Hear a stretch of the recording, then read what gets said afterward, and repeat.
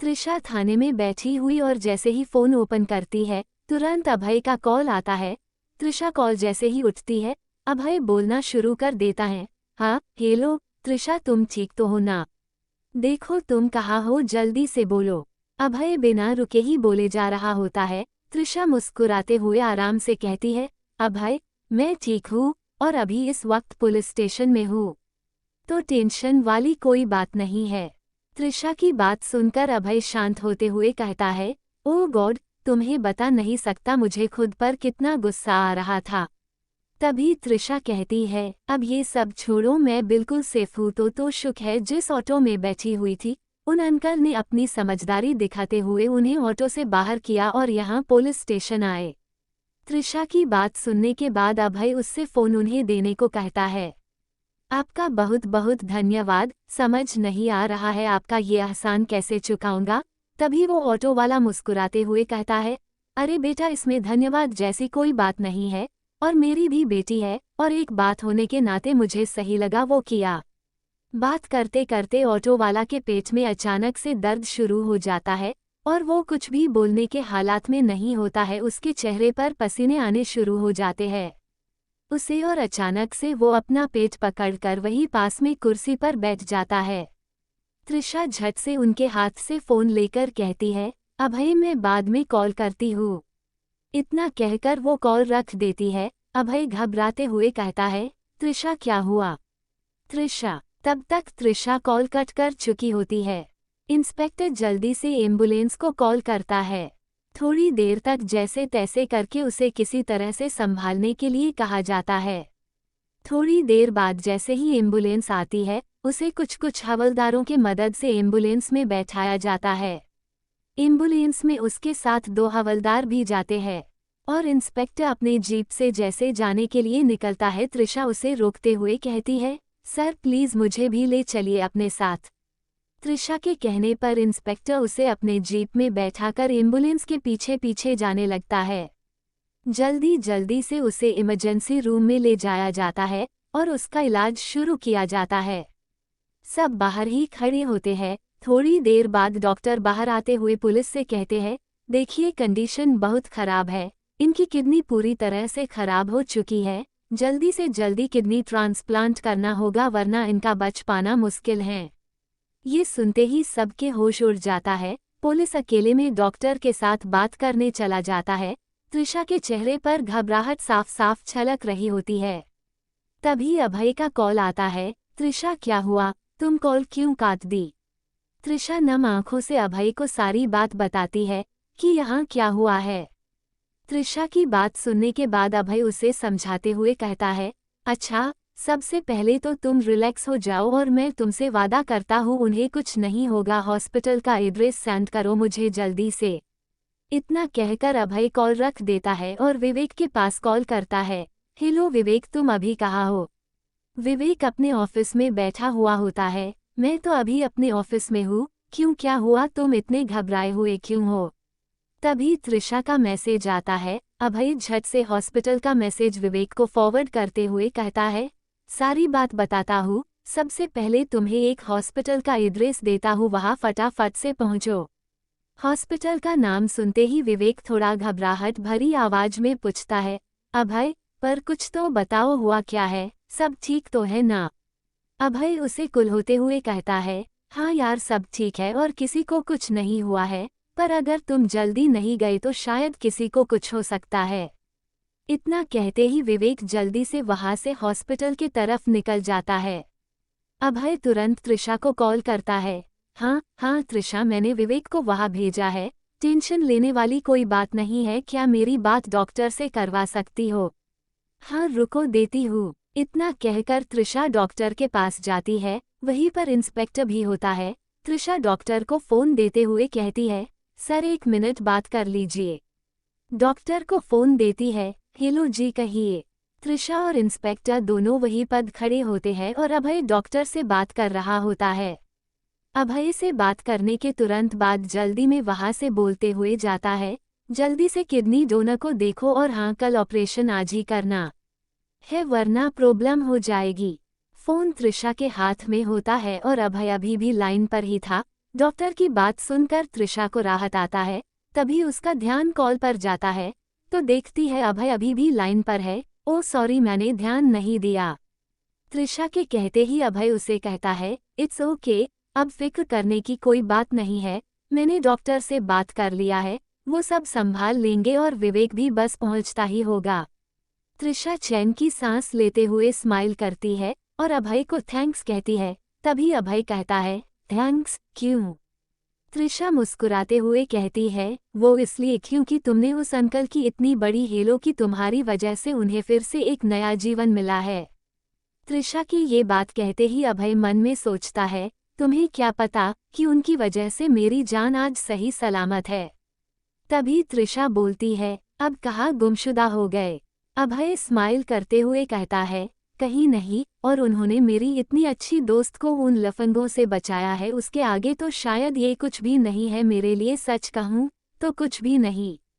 अभय की ऐसी बातें त्रिशा के दिल को छू गई और वो मुस्कुराते हुए कहती है, सच में तुम बातें करने में बहुत एक्सपर्ट हो। अच्छा, मैं कॉल रखती हूँ और बीच बीच में कॉल करके तुम्हें इन्फॉर्म करती रहूंगी, बाय। त्रिशा वही हॉस्पिटल में बाहर हॉल में बैठी हुई होती है। तभी वहाँ विवेक आता है, ऐसे इधर उधर देखता है। तभी उसकी नज़र त्रिशा पर पड़ती है। वो इसके पास आते हुए कहता है, त्रिशा, तुम यहाँ सब ठीक तो है ना? हाँ, सब ठीक है। वो दरअसल एक अंकल है, उन्हीं का इलाज चल रहा है। त्रिशा विवेक को पूरी बात बताती है, जिसके बाद विवेक उससे कहता है, ओके डोंट वरी, एक काम करो, रात में यहाँ तुम्हारा रुकना सही नहीं होगा, चलो मैं तुम्हें घर तक छोड़ देता हूँ। तभी त्रिशा कहती है, नहीं इट्स ओके, मैं चली जाऊंगी। त्रिशा जैसे ही ये बोलती है, इंस्पेक्टर कहता है, मुझे नहीं लगता तुम्हें ऑटो से इतनी रात में जाना चाहिए, अभी अभी क्या हुआ तुम समझ ही रही हो। तभी अभय का कॉल विवेक के पास आता है। हेलो विवेक, कहाँ हो? विवेक अभय से कहता है, अब तू चिंता करना बंद कर और जाके आराम से सो, मैं यहाँ आ गया हूँ ना, बस ज्यादा टेंशन मत ले। तभी अभय कहता है, अच्छा त्रिशा वहीं पर है क्या? विवेक त्रिशा के तरफ देखते हुए कहता है, हाँ, और मुझे नहीं लगता आज जो हुआ उसके बाद त्रिशा का अकेले रहना सही होगा। विवेक की बात सुनते ही अभय झट से बोल पड़ता है, हाँ बिल्कुल सही कह रहा है तू, त्रिशा को उसे उसके घर न ले जाकर उसे मेरे घर पर रहने के लिए बोलो, उसके लिए सेफ भी रहेगा, और मैं उर्मिला से बात करके उसे कुछ दिन के लिए उसके साथ रहने को बोल देता हूँ। विवेक भी उसके बातों में हामी भरते हुए कहता है, हाँ ये सही रहेगा, अच्छा चल फिर मैं त्रिशा को घर पर छोड़कर तुझसे बात करता हूँ। इतना कहकर विवेक कॉल रख देता है और त्रिशा को अपने साथ अभय के घर चलने को कहता है। त्रिशा, जब तक अभय पुणे से वापस नहीं आ जाता तुम उसके घर पर ही रहोगी। विवेक के कहते ही त्रिशा कहती है, पर मैं कैसे रह सकती हूँ? आगे कुछ बोलती उससे पहले विवेक कार में बैठते हुए कहता है, मुझे नहीं पता, उसने मुझसे कहा उसकी हीरोइन का ख्याल मैं रखी जब तक वो वापस न आ जाता। तो अगर आपको किसी भी तरह का एक्सक्यूज देना है तो अभय को दीजिए, फिलहाल आप मेरे साथ चलिए। इतना कहकर त्रिशा को अपने कार में बैठाकर जाने लगता है। तभी डॉक्टर इंस्पेक्टर के से कहता है, थोड़ी ही देर में हम ऑपरेशन शुरू करने वाले हैं, किडनी डोनर मिल गया है, आप इनके घर वालों को एक बार इन्फॉर्म कर दीजिए। इतना कहकर वो वहां से चले जाते हैं। ऑटो वाले के पास से जो भी इन्फॉर्मेशन मिलती है उससे कांटेक्ट करके उसके घर वालों को कॉल करके उन्हें बोलता है, हेलो जी, क्या मेरी बात मनोज जाधव के घर हो रही है? सुमन जी कहिए। इंस्पेक्टर, आप इनकी क्या लगती है? सुमन जी, मैं उनकी बड़ी बेटी सुमन हूँ। इंस्पेक्टर, अच्छा देखिए, आपके पिता का इलाज चल रहा है अश्विनी हॉस्पिटल में, तो आप जितना जल्दी यहाँ पहुँच सकते हैं प्लीज आ जाइए। इंस्पेक्टर की बात सुनकर सुमन घबराते हुए कहती है, मेरे पापा को क्या हुआ है? इंस्पेक्टर, अरे घबराने की कोई बात नहीं है, उनकी किडनी खराब हो चुकी थी, उसकी का ऑपरेशन चल रहा है, आप घबराएं मत, वो ठीक हो जाएंगे, बस आप जकड़ी से यहाँ आ जाइए। सुमन, ठीक है हम आ रहे हैं। ऑपरेशन थिएटर में डॉक्टर्स मनोज के टेस्ट कर रहे होते हैं। सब कुछ नॉर्मल होने के वजह से डॉक्टर कहते हैं सारे टेस्ट नॉर्मल है, जैसे इनके घर से कोई आता है डिटेल फील करवाकर ऑपरेशन शुरू कर देंगे, तब तक बाकी के टेस्ट की रिपोर्ट्स भी आ जाएगी। इतना कहकर डॉक्टर जैसे ही बाहर निकलते हैं, इंस्पेक्टर डॉक्टर से पूछता है, sir everything is good. Doctor inspector से अपने हाथ से ग्लव्स उतारते हुए कहता है, हाँ सब कुछ ठीक है, बस किडनी की हालत बहुत खराब हो चुकी थी, फिर भी पता नहीं ये आर्मी अब इलाज क्यों नहीं करवा, अगर एक और बाद ये पेन किलर खाता तो इसकी मौत उसी वक्त हो जाती, खैर अब सब कुछ सही है। इतना कहकर डॉक्टर वहां से अपने केबिन के तरफ चले जाते हैं।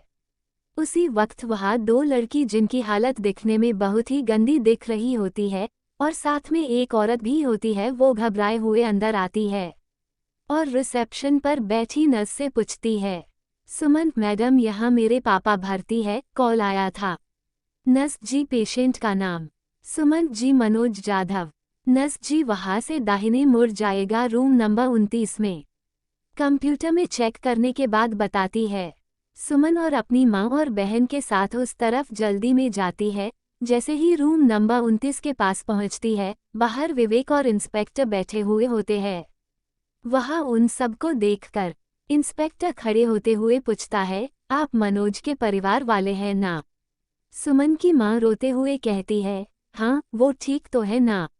इंस्पेक्टर उन्हें धैर्य रखने के लिए कहता है, देखिए ज़्यादा घबराने वाली कोई बात नहीं है, आप परेशान मत होइए। इतना कहने के बाद उन्हें वही आराम से बैठने के लिए कहता है, आइए आप यहाँ बैठकर आराम करिए। तभी वहाँ डॉक्टर आते हुए कहता है, पेशेंट के घर से कोई आया है? सुमन और उसकी मां खड़ी होते हुए कहती है, जी हम हैं। डॉक्टर उन्हें अपने साथ चलने को कहता है, ठीक है आप मेरे साथ आइए। इतना कहने के बाद वो डॉक्टर के साथ जाते हैं और कुछ फॉर्मेलिटी होती है, उन्हें पूरा करने के बाद ऑपरेशन शुरू कर दिया जाता है। जब तक ऑपरेशन चालू रहता है, सब बाहर परेशान हुए पड़े थे। सुमन की आंखें सूखी हुई थी और उसकी मां के आंखों से आंसू बहे ही जा रहे थे। देखते ही देखते 3 घंटे बीत जाता है, ऑपरेशन अभी भी चल ही रहा होता है। इंस्पेक्टर को उसके घर से कॉल आता है। कॉल पर उसकी वाइफ होती है, क्या रह गए हैं आप, घर नहीं आना है क्या? इंस्पेक्टर साइड में हटकर उसे हल्की आवाज में कहता है, नहीं मुझे आने में देर हो सकती है, अभी ड्यूटी पर हूँ, तुम सब खाकर सो जाना। इतना कहकर कॉल रख देता है। तभी विवेक सबसे कहता है, एक काम करिए चलिए कुछ खा लीजिए। इतना कहकर विवेक सबको अपने साथ लेकर बाहर एक होटल में ले जाता है और उन्हें खाना खिलाने के बाद वापस हॉस्पिटल आता है। वापस से 3 घंटे होने वाले थे, अब रात के लगभग 2:30 बज रहे होते हैं। देखते ही देखते सुबह के 4 बजे डॉक्टर्स अंदर से बाहर निकलते हैं। इंस्पेक्टर उसे पूछता है, डॉक्टर अब कैसी है उनकी हालत? डॉक्टर स्माइल करते हुए कहता है, देखिए ऑपरेशन सक्सेसफुल हो गया है तो घबराने वाली कोई बात नहीं है। इतना सुनते ही सबको चैन की सांस आती है। सुमन और उसकी मां एक दूसरे के गले लगकर रोते हुए स्माइल करती है।